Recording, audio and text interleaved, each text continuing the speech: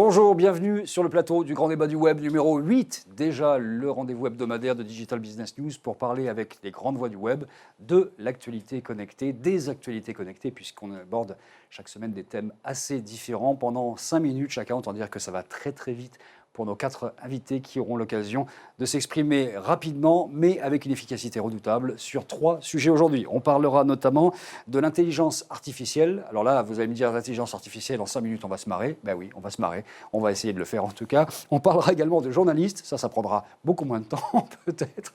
Et puis on parlera des vœux, puisqu'on est quand même au milieu du mois de janvier. Et au milieu du mois de janvier, il y en a certains qui se demandent comment faire leurs vœux. On va vous dire comment les faire de façon un petit peu numérique. Enfin, si on a des bonnes idées en tout cas à vous proposer. Autour de cette table, 4 invités comme toutes les semaines. On va commencer par le russophone de la série, avec Adrien Haigny, qui est l'éditeur, le chief editor ou le rédacteur en chef de East West Digital News, EWDN pour les intimes, créé à Moscou il y a 4 ans, un média qui s'intéresse à quoi ? L'actualité technologique dans les pays émergents. On a commencé en Russie et puis on couvre de plus en plus l'Europe centrale et demain l'Amérique latine. C'est un média qui se répand et qui est maintenant dirigé depuis Paris. Vous êtes revenu depuis quelques temps, après des années à Moscou. Exactement. Il n'a pas tout perdu de son français. Adrien parle encore bien le français. Je m'efforce de ne pas oublier. Emmanuel Parodi, à côté de vous. Bonjour Emmanuel, journaliste. Vous êtes également plein de choses en fait, puisque vous êtes entrepreneur. Vous êtes secrétaire général du GEST. Le GEST en un mot d'ailleurs C'est le groupement des éditeurs de presse en ligne, de presse et de services en ligne. Donc, on représente les grands titres de presse, en tout cas leurs activités digitales dans plein de dossiers. Les bloqueurs de pub, la CNIL, voilà, des genre de dossiers. Dans l'air du temps. On vous consulte quand on a besoin de savoir un peu ce qui se trame en matière de médias. C'est un peu votre métier, ça. Voilà. Également avec nous, Damien Douany, expert média, innovation numérique, entrepreneur, jolie chemise, merci. Petit Merci décor beaucoup. absolument sublime. Ce Oui, ne sont pas des cadenas, non? Non, c'est pas des cadenas, ni des points, ni encore moins des hamburgers, mais ce sont des têtes de Stormtroopers. Parce que voilà, la période Star Wars n'est pas complètement finie, donc comme je suis un grand fan, voilà, je porte. Mélangé avec la petite coupe mèche hipster, bienvenue dans le grand débat du web, spécial fashion cette semaine. Et puis Laurent Dupin, consultant, responsable digital en entreprise, ex-journaliste. Vous avez quitté la profession il y a combien de temps maintenant ? Ouh là là, ma dernière carte de presse, c'était en 2010, je crois. En 2010, ça fait pas si longtemps que ça. En même temps, dans le web, 5 ans ou 6 ans, c'est absolument un délai incroyable. Tous les 4, vous allez pouvoir nous parler donc d'intelligence artificielle avec, pour commencer, Vive. Alors Vive, ça a fait un peu de buzz sur Facebook, sur Twitter, entre plutôt, on va dire, gens qui s'intéressent à tout ce qui se passe dans le monde des nouveautés. Vive, c'est ce que vous voyez derrière. En fait, c'est les inventeurs de Siri. Alors Siri, on connaît sur l'iPhone, qui veulent aller beaucoup plus loin dans les possibilités. Et Vive, en fait, est capable d'écrire à la volée un programme qui va faire une recherche. Au lieu d'avoir aujourd'hui un Siri qui va chercher dans ce qui existe déjà, eh bien là, Vive va créer à la volée un programme qui va lui permettre d'aller de façon intelligente chercher des choses beaucoup plus pertinentes. Et ça va amener en fait la recherche et l'intelligence artificielle, notamment sur les mobiles, dans des univers qui sont des univers vraiment, vraiment nouveaux. Ce ne sont pas les seuls à faire ça. En France, il y a notamment Snips avec Randindy qui fait ça et qui veut essayer d'amener l'intelligence artificielle à un niveau où on finirait, c'est en tout cas le vœu par exemple de Randindy, à oublier la technologie pour que le téléphone devienne enfin quelque chose d'intéressant et pas juste une machine à vous envoyer des bips et des notifications toutes les 10 secondes. Je suis sûr que l'homme à la chemise offerte à Noël a quelque chose à dire. Damien Douany s'est reconnu tout de suite. Vive. Bah, moi, le geek que je suis, a le cœur qui s'est emballé quand il a lu ça. Mais non, en fait, je dis non au sens où pas tout à fait, parce que ça faisait un moment que je regardais ça, puisqu'en fait, quand ils ont vendu Siri à Apple, ils commençaient déjà à réfléchir. Ils auraient voulu vivre, pour eux, c'est vraiment leur version de Siri 2.0. Et ils avaient vraiment envie de faire ça. Et donc, en lisant récemment ce qui s'est raconté dessus, je me suis dit, mais c'est Her. En fait, ils veulent refaire avec le téléphone mobile l'intelligence du film Her. Et c'est vraiment leur inspiration d'ailleurs, c'est avoir une sorte de logique floue, c'est-à-dire en gros faire en sorte que l'appareil soit capable de trouver de l'intelligence en se connectant au bon site pour pouvoir donner une réponse qui ne soit pas une réponse monolithique. Avec mais des agrégations d'informations et avec de l'intelligence contextuelle, c'est ça la grande nouveauté en fait. Voilà. Exactement, et donc être capable d'échanger. Moi je trouve ça génial. Voilà, c'est tout, j'ai rien d'autre à dire, je trouve ça super. Est-ce qu'il y a à avoir peur de ça ? Parce que finalement ça peut prendre le contrôle, c'est presque de la conciergerie de luxe des grands palaces qui devient dans le téléphone accessible à tout le monde. En fait. Déjà on voit que c'est la tendance. Et là il faut partager des informations très personnelles. Alors si je faisais mon Fabrice Epelmoin, qui n'est pas là, je dirais effectivement de toutes les manières, il faut faire attention aux données, ça part encore aux États-Unis, on ne sait pas où. Oui, il a raison. C'est évident. Si on parle de la question des données, il est évident que là, c'est une boîte noire qui enregistre quoi, comment, pourquoi, etc. Le problème, c'est qu'on a déjà mis le doigt dedans. De toutes les manières, quand je parle à Siri, Siri, il réagit pas dans mon téléphone. Hein. Il va à Cupertino chercher des données et il me les renvoie. Donc par conséquent, cet élément-là est évident. Maintenant, en termes d'usage, ça peut être une manière extraordinaire pour des personnes qui peuvent être handicapées, comme des personnes qui ont besoin d'avoir un langage plus simplifié à la machine parce que c'est compliqué pour eux. Ça peut être un accès extraordinaire à tout ça. Et c'est en ce sens que je trouve ça génial. Mais effectivement, comme d'habitude, il faut essayer de regarder où est-ce que tout ça va. Et on ne sait pas encore, parce que pour l'instant, on est vraiment aux prémices de cette nouvelle forme d'intelligence artificielle qui va envahir nos téléphones et nos devices. Juste une petite chose, la tendance est quand même très forte.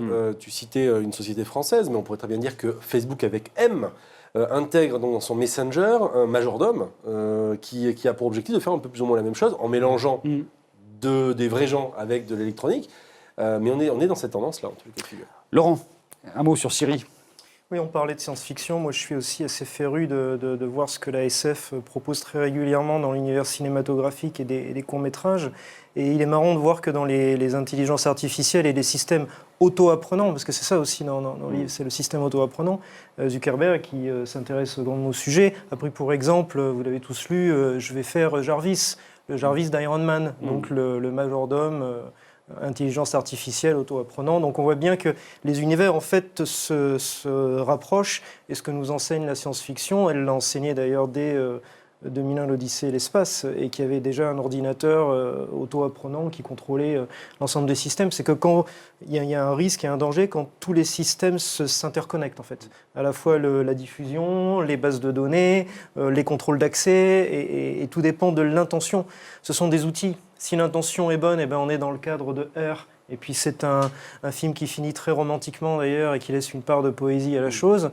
Ça peut être aussi des systèmes qui, par la taille critique qu'ils prennent, je repense à un film beaucoup plus basique comme Lucie de Besson, qui est aussi exactement basé sur l'intelligence artificielle. Et là, l'intelligence qui est dépassée par sa propre taille, par sa propre structuration, qui la dépasse. Et on passe à un niveau au-delà de l'humanité, même de l'humanité technologiquement appréhendable. C'est peut-être ça le risque. On est en train de changer de paradigme, c'est clair. Et maintenant, la technologie vient vraiment chatouiller les neurones humains. On va dire que ça se passe comme ça et on est en train de le vivre en temps réel. C'est assez fascinant d'ailleurs. Ça vous fascine ou pas, Emmanuel, vous, ça? Oui, alors par contre, je suis surpris parce que j'ai pas la même lecture qu'eux. Pour une fois, je suis pas. Ça m'inquiète pas. C'est-à-dire que moi, je l'ai vu plus comme un exercice d'ingénieur et de développeur et d'informaticien.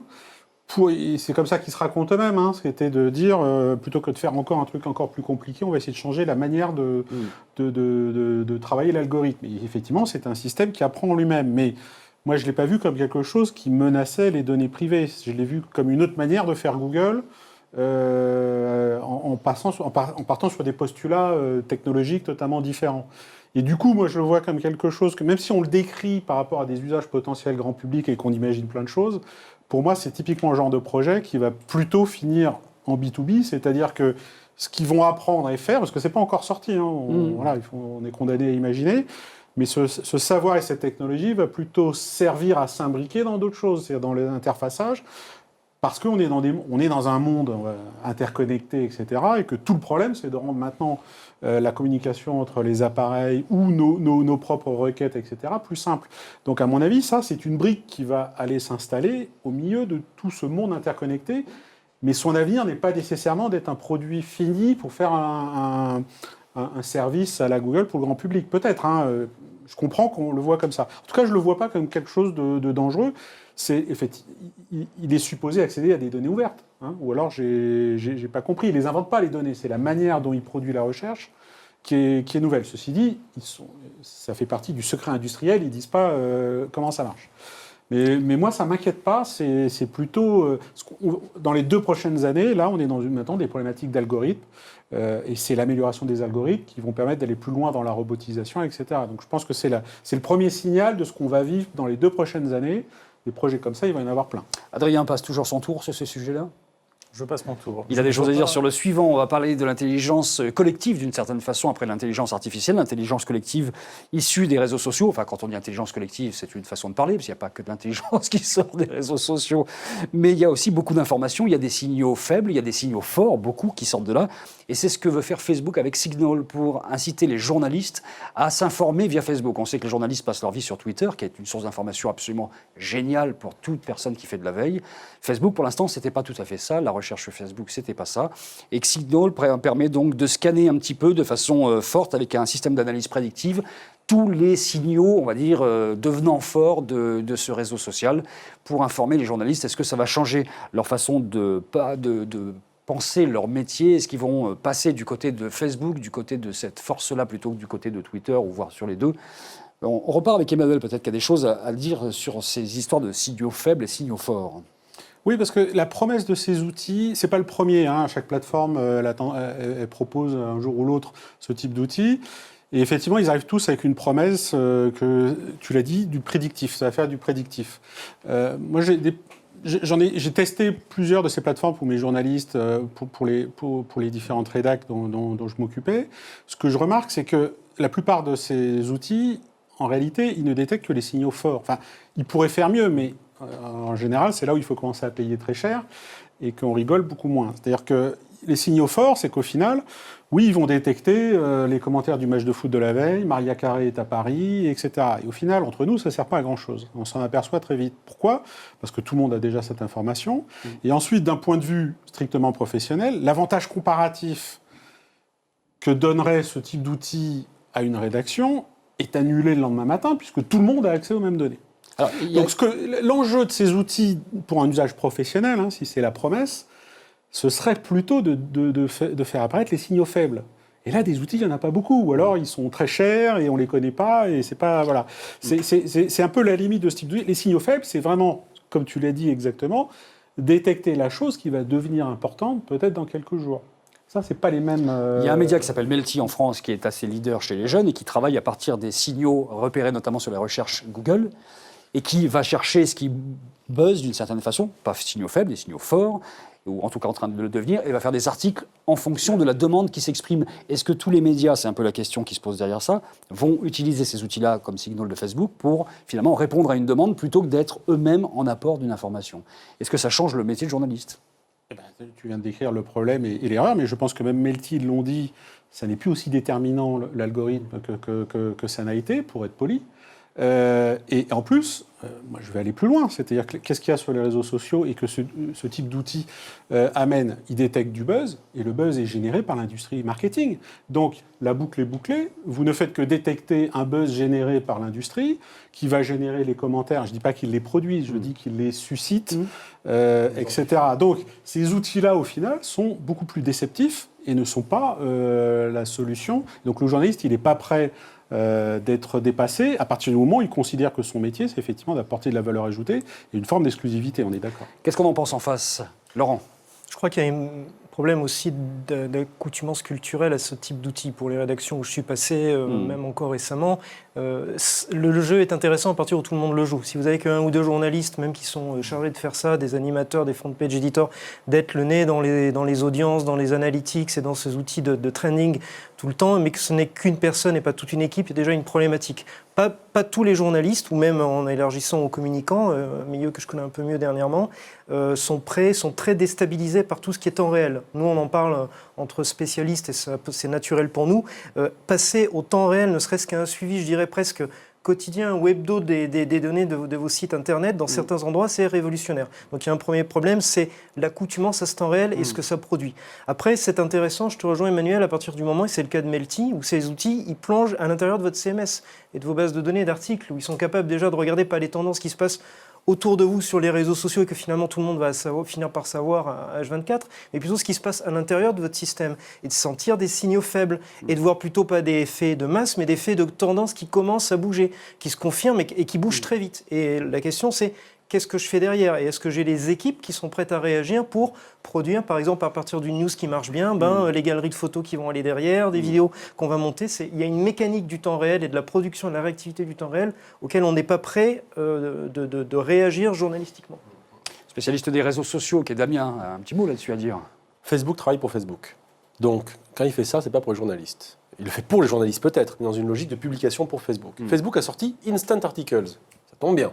Donc, par conséquent, l'objectif, si on réfléchit un peu à l'écosystème... L'idée, c'est que les articles ne soient plus produits sur les sites même des éditeurs de presse, mais ou en tout au premier moins sur que Facebook. les articles, comment dirais-je, que Facebook donne des éléments pour dire si vous écrivez là-dessus, moi, c'est du trending chez moi, donc je vais vous le pousser, donc ce serait pas mal que vous réfléchissiez à écrire là-dessus sur votre site.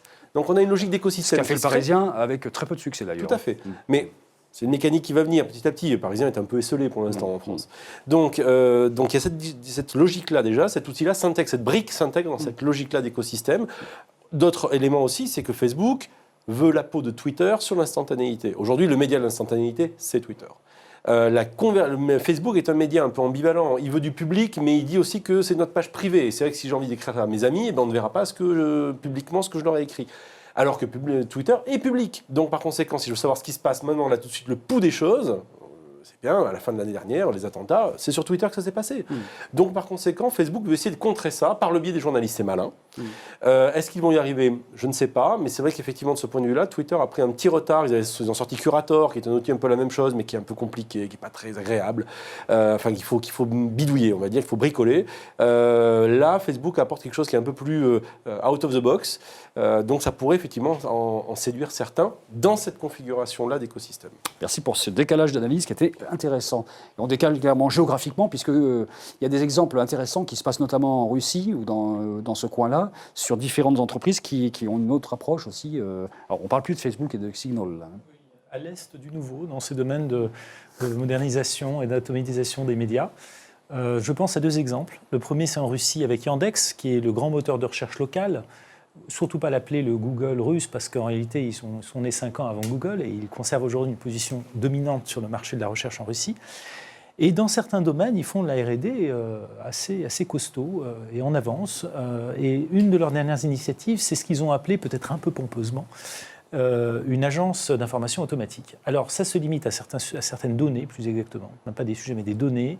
C'est le trafic routier, la météo, les recherches des utilisateurs sur Yandex, sur le moteur de recherche. Et donc ça consiste à offrir aux médias en ligne comme aux médias traditionnels, genre chaîne de TV, dans un format qui leur convient. Ça peut être un widget un peu graphique pour une chaîne de télé ou un flux RSS, etc. Des données agrégées et retravaillées par Yandex, issues de sources tierces, par exemple les sources sur la météo. Eh bien, la machine de Yandex va retravailler ces données et les fournir dans un format immédiatement adaptable, prêt à publier par les médias. Donc ils ont lancé ça s'appelle Yandex pour les médias. Ça n'existe qu'en russe, il n'y a même pas de version anglaise, donc c'est très local. Mais enfin, là, il y a un exemple quand même d'automatisation, de tentative d'automatisation qui est un petit peu original et qui, pour l'instant, nous concerne certains sujets seulement. Un deuxième exemple. Rapidement. Voilà, donc c'est une start-up ukraino-américaine qui s'appelle Newsmate. Ça s'écrit avec un Z et non pas un S au milieu. Alors là, ils ont créé un algorithme assez séduisant dans le domaine des newsletters. C'est-à-dire qu'ils analysent le comportement en ligne des utilisateurs sur un site média, et ensuite envoie une newsletter personnalisée avec les thèmes préférés de l'utilisateur. Par exemple, si vous regardez sur lemonde.fr, vous lisez surtout les articles sur l'Amérique, eh bien, dans la newsletter du monde.fr que vous recevrez, comme par hasard, il y aura surtout les articles sur l'Amérique qui apparaîtront. Donc c'est vraiment, on est assez avancé là. Ils ont déjà personnalisation de la newsletter. Voilà, clair, donc ils sont lancés il y a à peu près 1 an. Ils ont déjà 30 millions d'utilisateurs, enfin via les médias qu'ils servent. Mais enfin, ils ont des clients un peu partout, des médias qui commencent. Et donc là, on est dans la grande personnalisation. Rappelons que la newsletter est devenue un sacré graal, c'est le moins qu'on puisse dire, pour faire un jeu de mots avec le film, des médias depuis quelques temps. Tout le monde fait sa newsletter et c'est devenu un vrai relais et d'information et évidemment de business. Parce que sur la newsletter, on peut être très ciblé et quand quelqu'un clique dessus, c'est qu'il a un vrai intérêt pour cette information-là. Ça permet de distribuer de la publicité. On ferme ce chapitre-là et on passe au troisième, plus léger. Qui d'entre vous a vu les vœux de Maurice Lévy de Publicis ? Vous les avez tous vus. Vous faites partie des 100 000 personnes qui ont vu les vœux du patron de Publicis. C'est une façon comme une autre en vidéo de faire des vœux. Je vous propose de regarder quelques secondes. Il est vraiment allé loin sur ce coup-là et c'est assez génial. I have long suspected that only a handful of you were actually paying attention to what I have to say. Although it's often tempting to skip the ads and get to the content, this time you should be glad to skip me. I will let you in on a little secret. What really makes me feel beautiful is my hair. That's why I use shampoo. Intense and nourishing.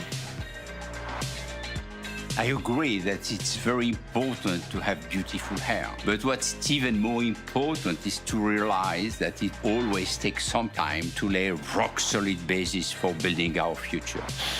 Because you are worth it. La preuve est faite qu'on peut s'appeler Maurice Lévy, diriger une agence absolument colossale au niveau international et avoir un anglais qui ressemble un tout petit peu de temps en temps à un anglais de cuisine, mais enfin ça, on est un peu habitué en France. Bon, c'était assez marrant parce qu'il y a 5 pubs qui sont vraiment des vraies pubs faites avec des vrais décors, donc ça a coûté une blinde, pour parler très couramment, puisqu'en fait, ils ont vraiment filmé 5 fausses pubs avec Maurice Lévy. On n'est pas tous obligés d'aller dans un studio comme nous le faisons aujourd'hui pour faire ses vœux. Qu'est-ce que vous faites, vous, Adrien, pour les vœux ? Rapidement. J'essaie de faire un petit peu le lien entre la tradition et la nouveauté.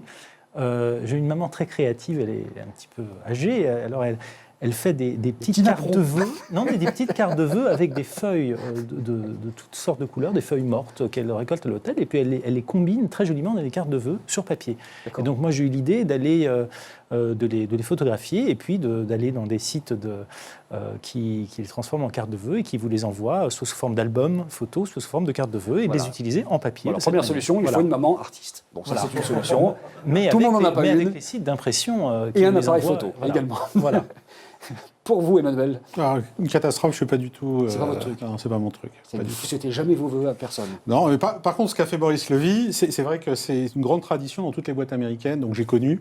Les grandes boîtes médias font ça. En France, on n'est pas habitué, mais en fait, c'est très anglo-saxon. Il y a la tradition du décalage. Barack Obama le fait chaque année dans le fameux repas avec les reporters étrangers à Washington. Pardon, merci pour le trou de mémoire.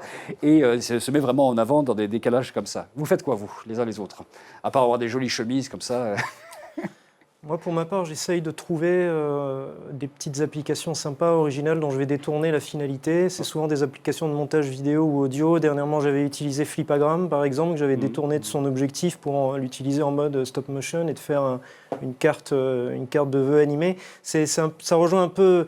Alors, quand on a des moyens, on fait des choses intéressantes, mais c'est d'avoir une idée, en fait, d'avoir quelque chose d'original qui va vous distinguer du flot de ce que vous recevez, même si, il faut quand même l'avouer, eu égard à l'actualité générale assez lourde ces derniers mois, ces dernières années, un des réflexes, c'est d'aller sans doute vers un peu plus de sobriété et de retenue qu'on ressent tous dans nos réseaux personnels. Donc c'est sans doute, je ne l'ai pas encore fait cette année, mais je vais peut-être un peu moins appuyer sur la pédale de l'originalité et du fun pour réfléchir peut-être davantage au message, tout bêtement. Moi, il y a deux choses, hein, une perso et une pro. En perso, j'ai utilisé une petite application, tu parlais d'application, Laurent, que vous connaissez peut-être, qui s'appelle Tribe.pm, lancée récemment aux États-Unis, enfin en France, aux États-Unis par Cyril Paglino. Des petites vidéos lancées qui durent quelques secondes et qui sont vraiment des SMS, on va dire vidéo, mais de manière beaucoup plus simplifiée. Et donc, ce que j'ai fait, c'est que j'ai envoyé aux personnes à qui j'avais envie d'envoyer ça, des messages personnels, succincts, et j'essayais toujours de me trouver dans un endroit différent, parce qu'en fait, ce qui est intéressant, c'est qu'on voit votre tête et ce qu'il y a derrière. Il y a passé 15 jours. Donc j'ai passé 15 jours à préparer ça. J'ai essayé de faire ça dans la journée, essayer de trouver des endroits un peu sympas qui correspondaient un peu au message que j'avais envie d'envoyer à la personne, le clin d'œil que j'avais envie de lui envoyer. D'un point de vue pro, il y a un truc un peu sympa. Moi, j'ai une petite carte comme ça. C'est une start-up française qui s'appelle Buzzcard aussi. C'est Johan Moyal. Alors ça, on peut les personnaliser. Par exemple, celle-là, c'est celle qui avait été faite pour l'événement L'échappée volée. Donc finalement, ça, je peux envoyer ça éventuellement pour qu'on se rappelle les coordonnées. On ne sait jamais où est-ce qu'on met des cartes de visite. Donc ce qui peut être intéressant, c'est de glisser ça dans une petite carte un peu sympa avec un mot écrit et de dire voilà, plus besoin de vous prendre la tête, vous avez juste à scanner ça, de vous le mettre une bonne fois pour toutes sur votre bureau et vous aurez toujours mes coordonnées à vie, ce qui permet assez facilement finalement de se rappeler. Je trouve ça pratique. De quoi? De scanner, c'est ça? Oui, c'est pratique. C'est extrêmement sexy en plus. Tu as juste qu'à le scanner et tu sais que tu peux imprimer ton adresse. Alors, tu l'as mais l'avantage, c'est qu'après, moi, quand je change mes coordonnées derrière, par exemple, numéro de téléphone, mail ou que sais-je, l'intérêt, c'est que moi, je mets à jour ce qui est derrière. Donc, en fait, c'est une carte unique qui peut durer des années. C'est ça l'intérêt de l'histoire. Bon, alors, bien vu. Tribe, TRIBE et Buzzcard. TRIBE.pm. Voilà, et Buzzcard avec 2 Z. Buzzcard avec un seul seul Z. Ah oui, Oh là là. oui, monsieur, un seul Z. Oui. Yoram ne va pas être content. Bon, moi, je fais exactement faisant comme mon collègue à droite, je ne souhaite pas mes vœux, comme ça, le problème est résolu. Enfin, si, je vous le souhaite quand même. Sur ce, Bonne année à tous. On le redit une nouvelle fois. Merci d'avoir été là, Damien, Emmanuel, Adrien. Et puis, qui j'oublie, Laurent également dans cette aventure. On se remet sur le plateau la semaine prochaine avec d'autres invités pour d'autres thèmes. Merci à tous. Et pendant ce temps-là, n'hésitez pas à partager ce grand débat du web. Salut.